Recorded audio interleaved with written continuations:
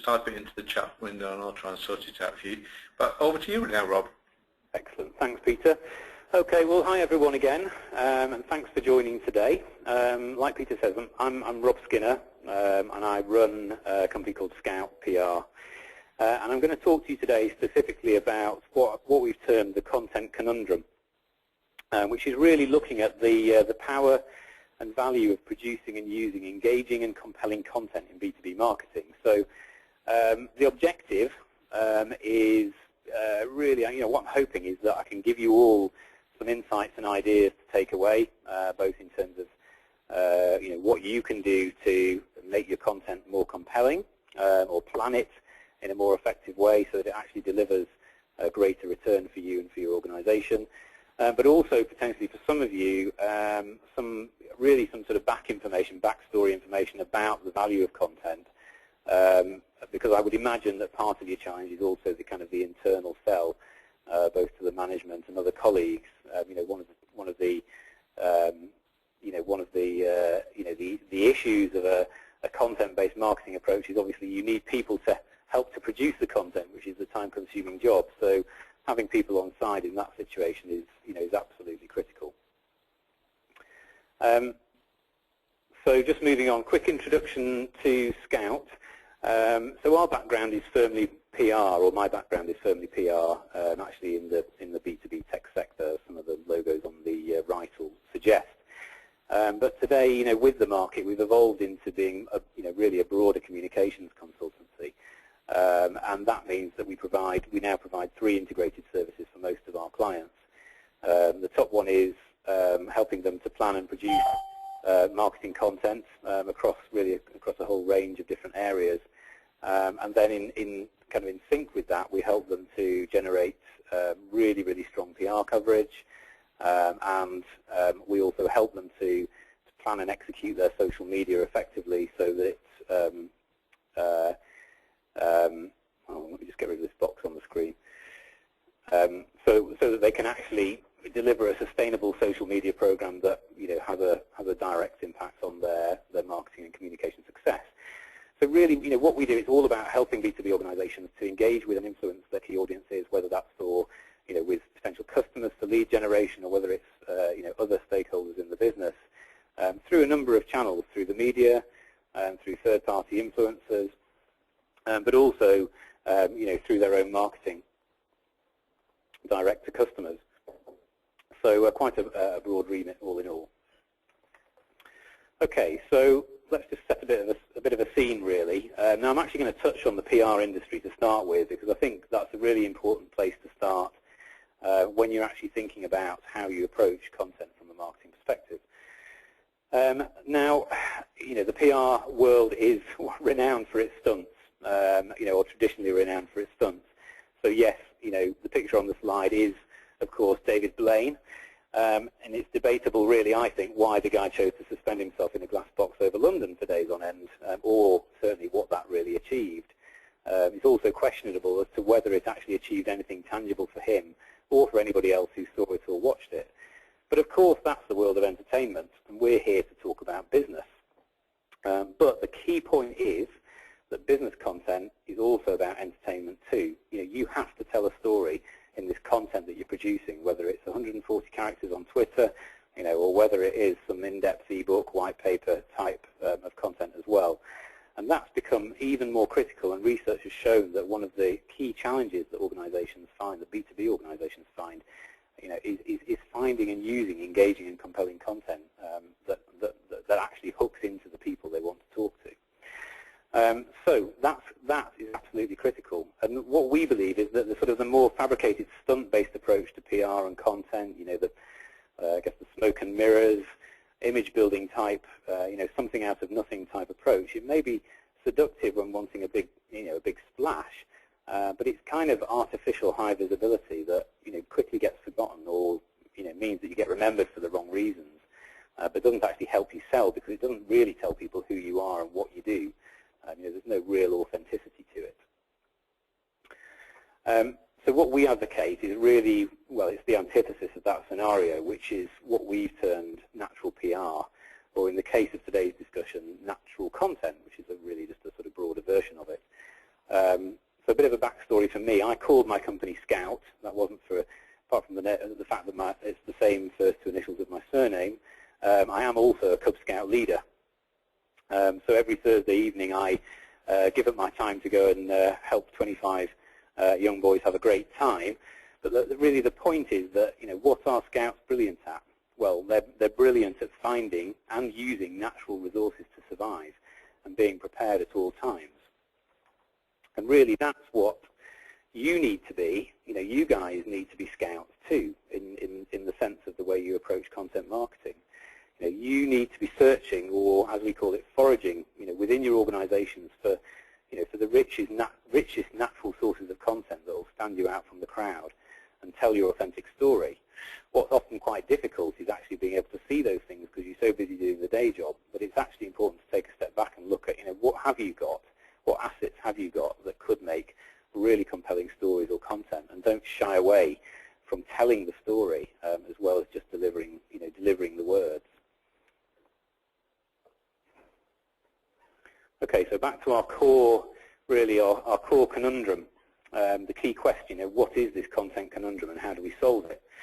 Well, IDG have been very kind in providing us with some great content marketing trends year on year recently. And the crux of it is that content marketing is seen as going mainstream right now, which is great in many senses. Like Peter said at the beginning, content has been around as part of marketing for a long time, but there seems to be this kind of resurgence now, particularly as more organizations are focusing increasingly on inbound marketing, which is very, very much reliant on good content.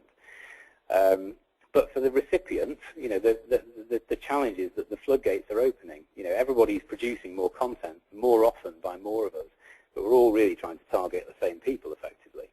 So for your customer or other stakeholders out there that you're trying to reach, they're literally going to become bombarded or saturated with content from us. It's like, it's the same analogy as email inboxes filling up to a point where we just, end up in stagnation with it, constantly on the receiving end of content. So how do you stand out? Rather than content becoming this great differentiator, it's actually in danger of becoming just a commodity or a nuisance to the people that we're trying to push it out to, or even a reason not to buy from someone rather than the reason to. So just to drill into that a bit deeper, more than 8 out of 10 of you are increasing content production this year, and 1 in 3 are doing so significantly. It's really important that you make sure that you're careful in what you put out, and it doesn't become a wasted effort or fall on deaf ears. It's really important that it stands out, and that your content is very good to ensure it performs for you as a marketing tool. So who would you rather be? Maybe neither. But as as content producers, as marketing people, it's also, you're also kind of faced with, do you want to be a Booker Prize-winning novelist, or do you want to be Barbara Cartland? Or maybe neither. But what do you want to be remembered for? One of these people has achieved a lot of fame recently by a relatively niche audience, writing a small number of books that are very, very high quality. The other one is notorious for producing, I think it's over 700 books along what is practically the same plot line, none of which are particularly remembered. So, just kind of something to think about really, is it quality or quantity? We all talk about the importance of having regular and quantitative content, but actually the key thing is making sure that the quality first is good and then building out from there. Okay, anyway, enough of Barbara and novelists and the like, but another really interesting point here about the value of quality content. So again, this is further research. This was actually done by, comes from this marketing research company, Decision Point, which has shown that salespeople apparently spend 40 hours a month creating content for presentations. So I think that's quite shocking. I mean, in real sense, that's a whole working week each month when salespeople aren't actually selling, which is obviously what they really should be doing. But the real shocker is that a massive 90% of what marketing gives them is discarded. Now, Now, okay, we know that the sales and marketing relationship is not always a fine romance, and perhaps it never will be always the case. But just imagine if, as marketing people, you could give the sales team a whole extra week back to sell in that ideal world. That would be 24% more selling time. So in theory, an opportunity to up sales revenue by a quarter. That in itself is a really compelling marketing ROI, and that's really before you've done anything in terms of worrying about marketing content to bring in further leads. That's just helping the salespeople actually having more time. So that goes back to that point I made earlier about the internal audience is really, really important when deciding what your content approach should be, because it's got to be something that will work for the people in the organization. You can't beat your head against the brick wall. You've got to have those people on side and be delivering what they want and what they're telling you, as well as what you deem necessary for the external audience too.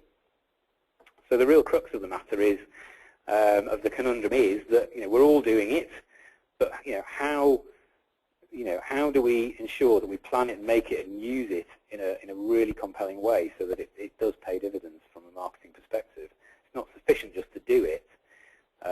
Content is going to become a commodity, and you must excel if you want to stand out and actually make it work for you. So I thought at this point, in a minute, what we're going to do is look in a bit more depth at the areas and the things that we think are shaping the way organizations plan content. But first, it's probably just worth having that definition of, what are we talking about? So, really, in my view, content is anything and everything that you can get your hands on to attract, educate, inform, influence, whatever it is that you want to do, and whoever it is you want to, target it at, whether it's within the sales process or, looking at other stakeholders. And so what we've done here, this might be quite a useful view for you, is we've mapped really on this matrix where we think content generally sits in relation to vertical axes, which is effectively a sales and marketing funnel from the attracting, educating, and informing people at the top through to actually nurturing and converting leads further down the funnel at the bottom. And then also where we think content generally sits against a mix of inbound and outbound marketing approaches. I'm guessing that probably you are these days doing a bit of both. But that sort of gives you, what it really demonstrates, I think the key message from that is that the content that you choose to do does relate back, or the decisions that you make do relate back to your overall plan and who you're trying to reach and where they are in relation to your organization, where they are in the pipeline in relation to your organization. So you very much need to map content as part of your strategy, map content onto who you want to target. Obviously, there's an increasing use of marketing automation and access to data about customers, which is giving you insight into where they are sitting in the pipeline, what's going to make them sit up and take note. So taking note of that from your perspective is really important. Okay, so what's changing the world of content, i.e., what do you as marketing people need to consider when you're planning and deciding how to approach this?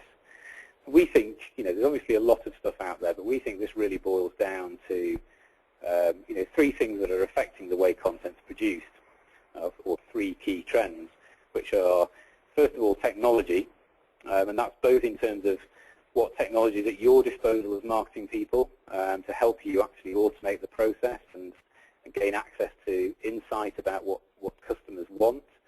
But equally, it's also what technology is at your customers' disposal. What technology are they using?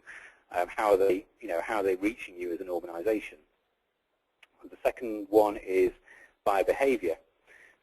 So how do your customers tick these days? How are they acting? How are they behaving? What turns them on and off? And having insight into that and the changing landscape of that is also really important. And then the third area is kind of the age-old problem of resources, in terms of what's available to you, both internally and both as a budget for external support too. But not just looking at that really in terms of the limitations a resource, but looking at A, how you can collaborate, B, what skills are required, and C, what you've actually got in place at the moment and how that might need to change, as the marketing landscape and the need for different types of content might be changing. So let's just look at each of those in a little more depth. So first, on the technology side, well, there is an increase in a proven increase in the use of B2B technology marketing automation. So, from your perspective, whether you're using a fairly simple CRM system to track customer interaction, or whether you do, you are kind of ahead of the curve a bit, and you're using marketing automation platforms such as HubSpot to manage a sophisticated inbound marketing approach. Really, the key point is that this is giving you more intelligence all the time. These systems are giving you more intelligence about the customer, and the thing the effect that has on your approach to content is that it means you need to, you need to target more. You need to become probably more niche. You need to kind of pinpoint different pieces of content against even different individual customer needs or prospect needs based on where they are in the buying cycle. So while technology or marketing automation is obviously great in terms of understanding where your leads are coming from and how you can get there faster, you do really need to take the information that they're giving you and use it effectively as part of your content strategy rather than effectively using guesswork. The other thing on the technology to talk about really is the use of search. And while that's not a new area, I think it's something that we really should look at in terms of the approach to content that we're taking. So, there is becoming less reliance on outbound methodologies of marketing. There is more reliance on inbound and being in the right place at the right time when the customer is actually looking for your type of solution. But that means that your website and your use of search around it needs to be pretty sophisticated. You need to obviously address, the generic visitor that doesn't really know what they're looking for at the point they hit your website, but may have a specific problem that they're looking to address, and you need to give them the routes within your website to find the information or the content that they need to really engage them and attract them. But equally, you need to address people with specific problems or people who know who you are and just need to find you through the use of specific content-driven campaigns around problems and solutions or specific technology areas, the use of landing pages that are designed to specifically, to give people specific information when they hit your site. So the technology out there that's available to you is obviously absolutely critical. What's important is making sure that you look at how it needs to define your content building strategy and what it tells you about the type of content that people need, in order to get closer to your organization. Linked to that, and buyer behavior is a separate issue, but it does obviously link to the way technology is influencing buyers as well. So understanding what makes your customers tick is vital, and access to that customer data is vital for that too. But again, another key stat here, this time from Demand Gen, B2B buyers are now saying 90% of them will find you when they're ready. So, the future is not in knocking doors down and convincing these people they need to buy your stuff. It's making sure that people see you, that you're becoming what they're interested in, rather than trying to change what they're interested in and influence them in that way. You've got to really understand what it is that makes them tick. So they're also, another key thing is that they're also really in control. So, as Kieran Flanagan at HubSpot says here, 60% of the sales cycle is over before a buyer actually talks to the salesperson. So effectively, the potential customer, is ready to buy when they talk to the salesperson, and it's content that does the job of getting them there and ensures that they are, bought into your organization, before you start to have that direct conversation with And the final point on buyer behavior is really looking at the technology side of things. How is technology changing what you need to put out from a content perspective? So the key thing here, the stat from Google Think B2B on this slide around mobile, it's now becoming the primary business tool for in B2B as well. Is a 3,000-word white paper going to be accessible via a mobile device or even a tablet? Is it going to be the sort of stuff that people are going to want to digest in that kind of environment?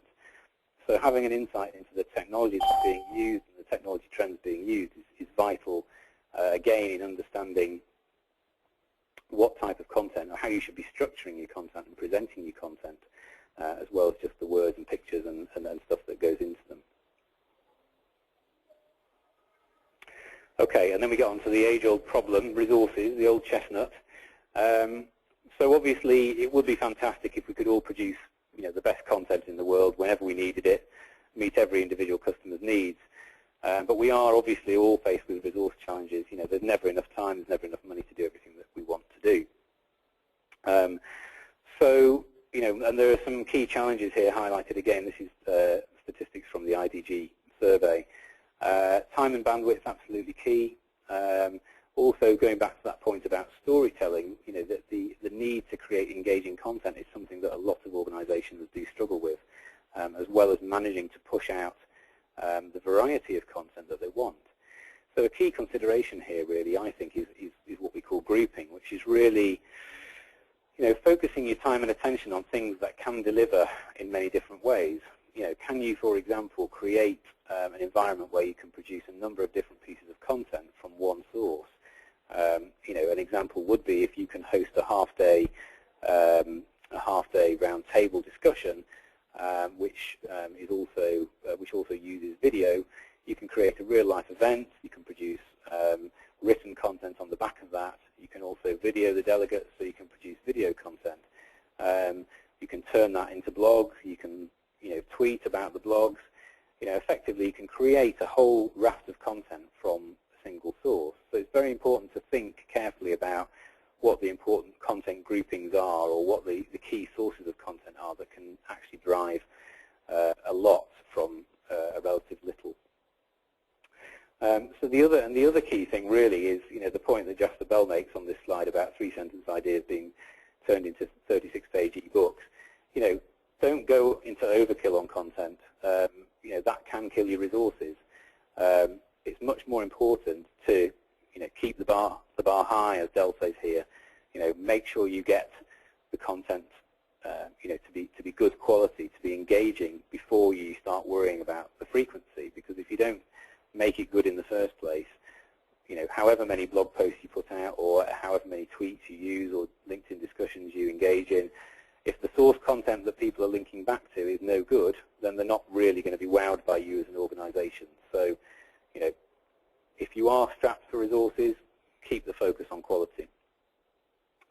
And actually, there's another key point to make, which is about how you collaborate and how you structure your resources. So, like I said right at the beginning, you need to focus on internal collaboration quite often with a content marketing approach. So there's often a greater need to get internal experts involved, writing content, being videoed. So there needs to be a bit of a change management process internally in terms of getting people bought into the idea of doing that, and actually making, getting the senior buy-in to make that part of people's jobs, rather than something that they could do if they had time. But similarly, there are also lots of cost-effective opportunities for external collaboration. Think about your partner organizations. Are they running their own content programs that you could collaborate with? If you are a partner to a much larger organization, is there a way in which you can get involved in their program and get the benefit of some content as a direct result of that? Even down to if you are based near a university where there's a media studies course, could you engage a bunch of students to produce some video content for you in a cost-effective way? So there are lots of ways of doing it. Don't just think through the usual channels. Think broadly about what you want to do and then the ways in which you could do it. Okay, So now we got onto some real stuff. In the last sort of 5 to 10 minutes, I just wanted to run you through a couple of examples of organisations I think are doing content really well. And the first of these is a company called Wax Digital, they're actually a client of ours, and they're in the e-procurement market, e-procurement software market. Wax is a great example of a company really that is managing an integrated and increasingly inbound approach to lead generation through content marketing and PR. And they've kind of really sort of taken the bull by the horns internally to do this. It's really started a few years back where they started to look at scaling this up because they were finding that traditional outbound marketing wasn't having the same kind of hit rate for them that it had, and they needed to find a new way of working. And they've actually now made a successful transition between the two. But really, this is a valid point in itself that it is important not to forget outbound marketing and cut that off until you've built up a strong inbound approach. And they've really they've managed to achieve that significantly and really seen sort of no drop off in terms of the type of lead generation and level of lead generation that they've had in. So.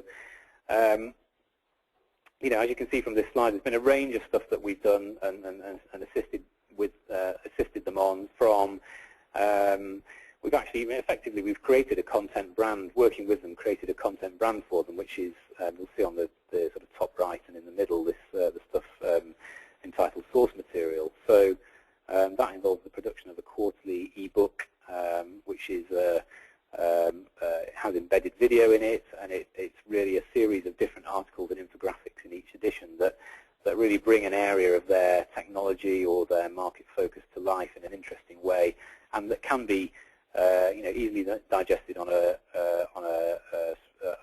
smart device as much as it can be on a traditional PC. But we've gone one step further in actually creating a sort of subset of their website entitled Source Material, which has become their knowledge hub and their source of all information that isn't sort of directly product or company specific. So you've got other ebooks on there, you've got case studies, you've got details about events, the blog news, and so on and so forth. And that's helping them to attract people into the organisation because it's effectively a soft sell. And then we also help them with creative inputs. So as part of one of the source material editions, you'll see at the bottom right of the page what look like a series of, similar to a series of Top Trumps trading cards, which is exactly what they are.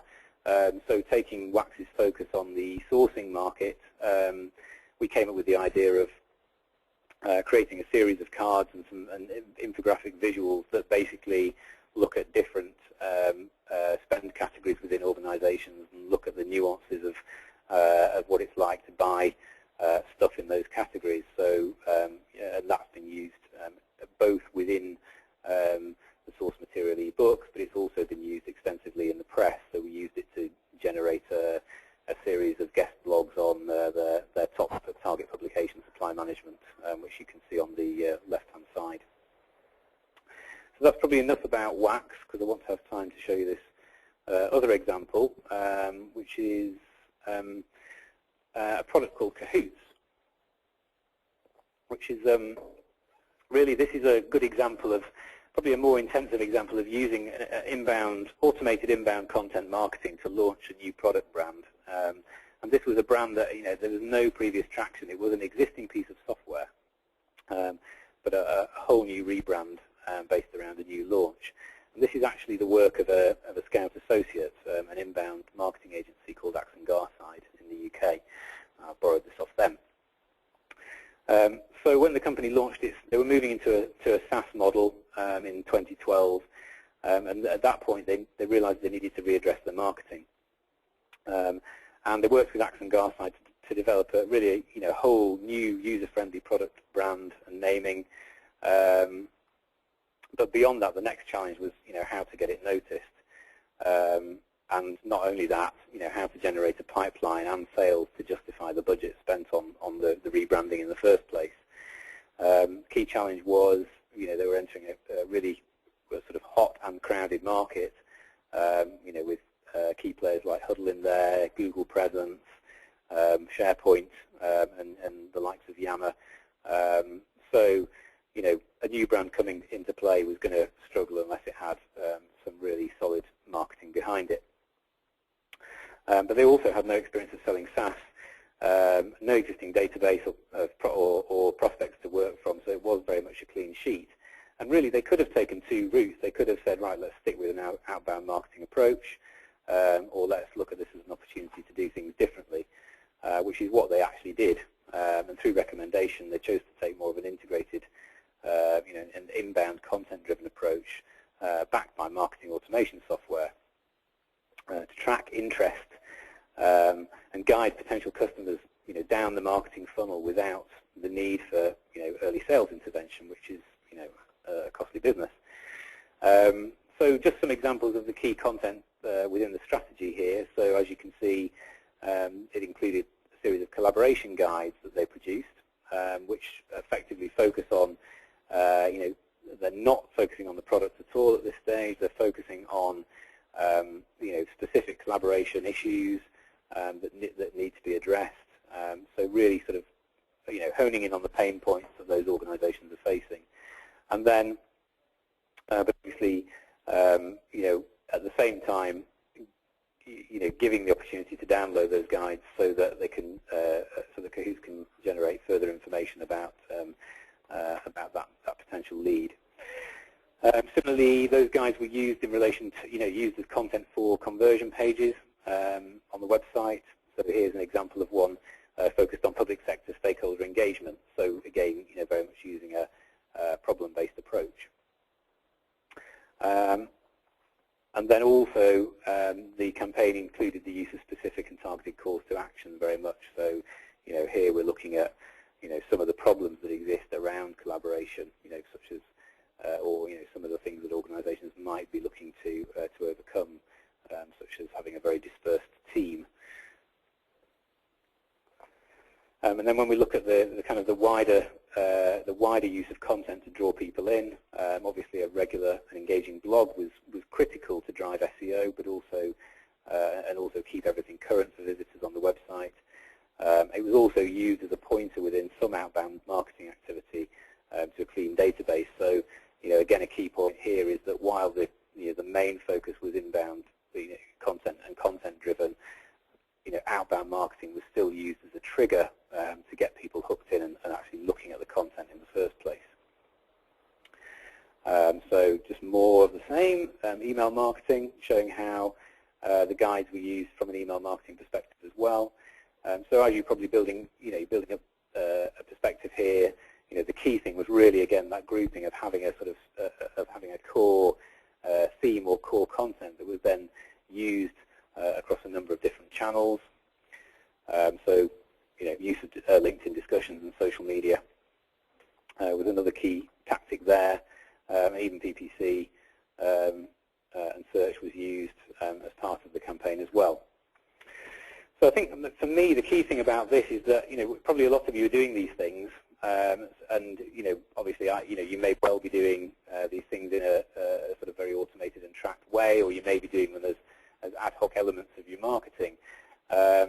And obviously they're all important and they all work, but really I think this slide gets the point across about the value of using technology and automation to drive and understand what content is needed within your campaign. So this shows very clearly that Kahoots has been able to track, in terms of the top graph, year on year, a relatively big increase in visits to the site, in visits to the website overall. But if we move down to the middle one, there's a massive increase in the volume of leads relative to the previous year and relative to that increase in number of visitors. And then if we move down again, there's actually a huge relative increase in customers. So what that tells us is that content, by understanding the customer journey and putting the right content in the right places, they've been able to very quickly and cost-effectively bring in the right people. There are no tire kickers in this process, because they've not sort of convinced anybody artificially of the need to buy their solution, which is kind of what you might see more from an outbound sales-driven approach.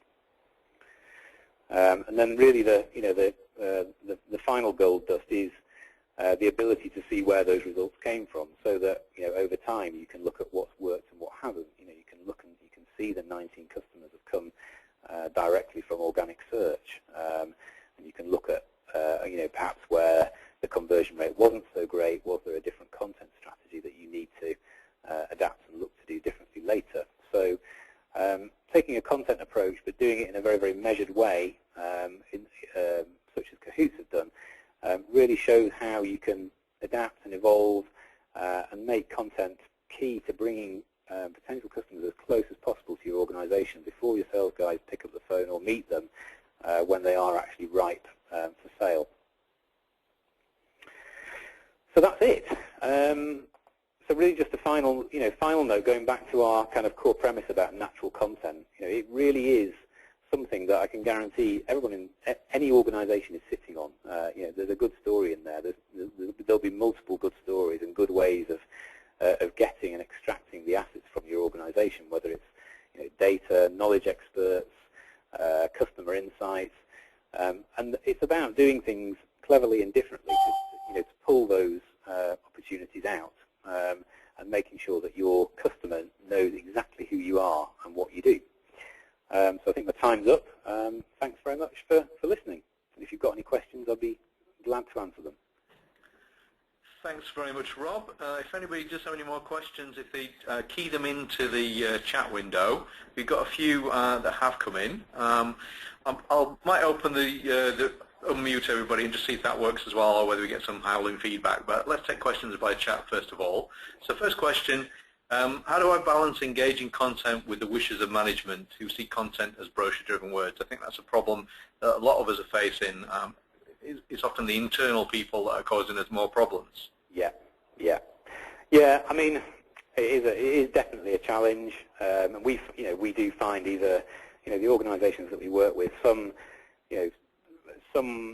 the management are bought in and they want to do this, and the challenge there is often they want to do too much too quickly versus the situation this person's obviously in where the challenge is the other way around. I think hopefully the sources, just going back a slide, the sources I've given you here, there are lots and lots of useful information, statistics and information in here which may go some way to you helping you have that internal conversation about the value and the power of content, as well as obviously looking at some of the examples. Feel free to to use the examples that we've used in the presentation as well, which actually do demonstrate the value that content can drive. But I think the other thing I would say, in that respect, is look at running two streams. Don't turn off your traditional methods and means and the things that are seen as the ways of doing things in an organization, but do start to turn on the content tap and have a plan of how you're going to build it up gradually. But if you can do something self-contained and small that can then give you proof and evidence, such as a single campaign, that could be the way to go. If there's a distinct product within your set or a distinct market that is crying out for a marketing campaign, then why not test the water in that area, do something relatively small where you can you can track the results and the benefits that have been achieved. So not big bang if you've got that internal internal mountain to climb. Okay. With the marketing special interest group, I mean, a lot of it's about sharing ideas. I think what we found over the years is that it's not really, I know you were presented today, Rob, and you are an expert in this field, but I think everybody's got a different sort of piece of the jigsaw and good experiences and bad experiences to share. One thing that I'll share is I went to a HubSpot conference, and the point that they raised there was that it's very often our own sales guys who cause a lot of the problems. As you said, 60% of the sales cycle might be over by the time people actually choose to contact you. Any tips about working with the sales guys? The HubSpot people said that it's really key to get your sales team aware of what people might have seen about the company before they talk to the salesperson themselves, i.e., the salespeople aren't going on the website, aren't doing search, aren't looking around to see how informed that the punters are when they actually turn up and take a call from them.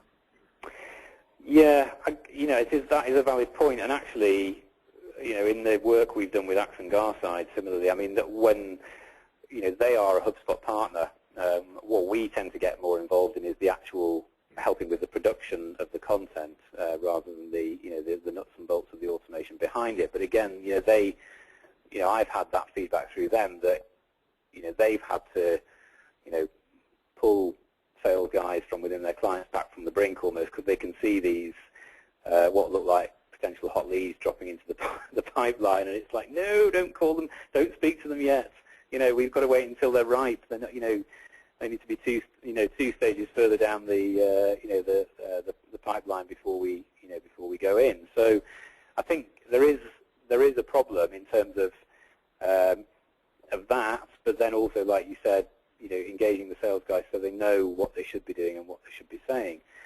I don't necessarily have a straight answer for that. I think if you're trying to do this stuff without any kind of insight and intelligence, any kind of automation, it's probably harder, because convincing the sales guys that a particular piece of content has driven somebody to make a decision or go somewhere or ask for something, that's a lot harder than if you do have some kind of insight and you can prove, you can give some proof to that. The other thing, probably to consider in that respect is, like I said, with the start, in terms of moving into an inbound or content-based approach, starting small and building up. While it might not always be logistically possible, it's a good idea to maybe look at which sales guys you can work with and work with them and use that as the internal convincer. It's a similar analogy to what we have had in PR for years, where one of our biggest challenges is getting sales guys to give up customer information so that we can pursue customers for case studies and PR stories.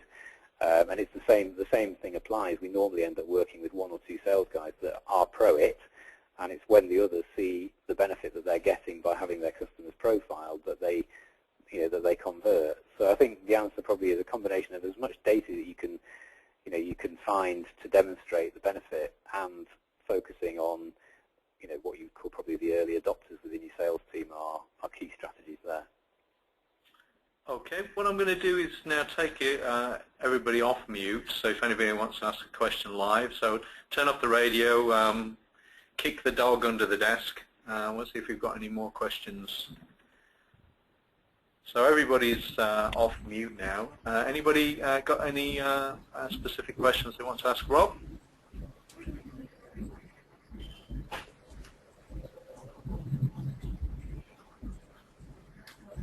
Oh, one more, while people think about that, one more's coming through the chat window. You mentioned that you've got experience in PR. How do you see traditional print PR faring in this kind of world? Okay, yeah, that's a really valid point. My personal view and what we advocate with clients is that it still has an important place alongside digital.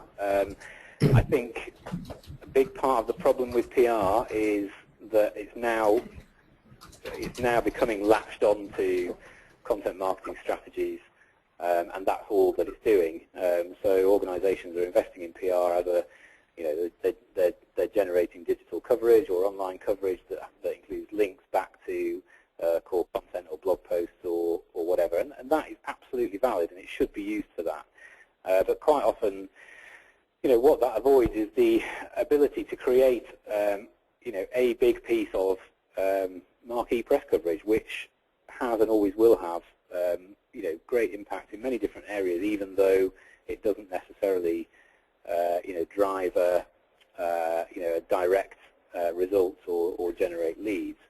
But what we're finding is that because the number of print pages are effectively less than they were, PR is going in two directions. It's going down a quantity route online, but then what you have to actually do to create those big print stories or in the top tier publications takes more work and takes more effort from a PR perspective, and that actually does feed directly back into why we take that natural content approach, because where we've had the biggest successes are where we've pulled information and pulled content out of an organization by talking to them, foraging amongst their assets and understanding what they've got, rather than fabricating or creating something. So a classic example is data.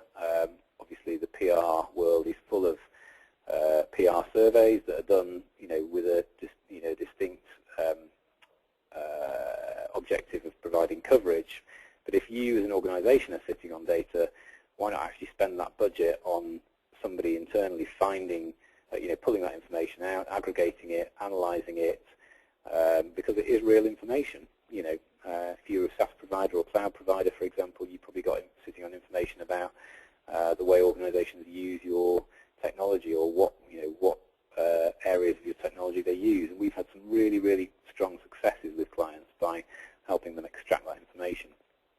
So print is there, but the stakes are higher, alongside PR being a direct part of content marketing.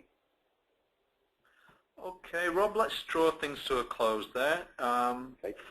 Thanks very much for the presentation, and thanks again to Jenny Bracken-Falpin who's organised this. We have recorded today's webinar, and we will make that recording available via the BASDA website, and start to build up a kind of resource library of kind of best practices and sort of thought-provoking presentations. Thanks everybody for joining us, and if you've got any suggestions for future webinars that you'd like to hear about, or you'd like to present yourself, just drop Jenny an email and we'll try and make that happen. Thanks very much for joining us, and thanks for being BASDA members. Bye now. Bye.